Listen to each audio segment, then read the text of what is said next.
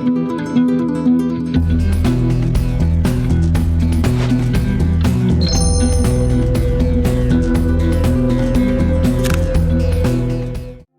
साहब का जो पीरियड है वो तारीख में भी याद रहेगा, लोगों के दिलों में भी याद रहेगा।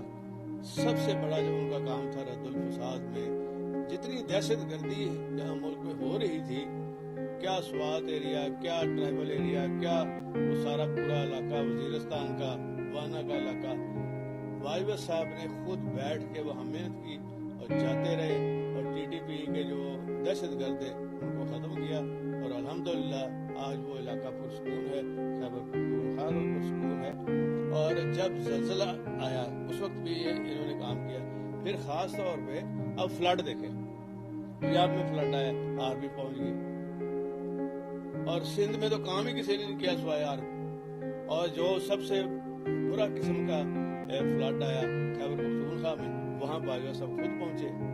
उनकी समाजी खिदमत, उनकी सोशल खिदमत और सबसे ज्यादा दीनी खिदमत जब पाबंदी गलतफहमी की बना पर सऊदी अरेबिया ने लगा दी, जो सबसे बड़ी जमात है दुनिया की तबलीगी जमात, तो इस जमात के इजलास में सबसे ज्यादा अगर कोई दुआएं करने वाला था तो वो बाजवा साहब के हक में सब ने दुआएं की कि या अल्लाह इनको लंबी जिंदगी दे, इनकी पॉलिसीज कंटिन्यू करे, जो कि दीन के लिए भी अच्छा है, मुल्क के लिए भी अच्छा है, आइंदा आने वाली नस्लों के लिए भी अच्छा है। नए चीफ आए हैं, उनको भी मैं मुबारकबाद पेश करता हूँ और इंशाल्लाह हमें उम्मीद है, क्योंकि उनका तजर्बा बहुत है, उन्होंने काम किया है। कुछ अर्सा मुझे भी मौका मिला था 8-10 माह काम करने का, बेहतरीन वो सिपा सलार इंशाल्लाह ताला साबित होंगे। हमारी सबकी दुआएं उनके साथ हैं और इसलिए हिंदुस्तान ये न समझे कि हम कोई लावारिस हो गए हैं जी, ये नहीं हो सकता।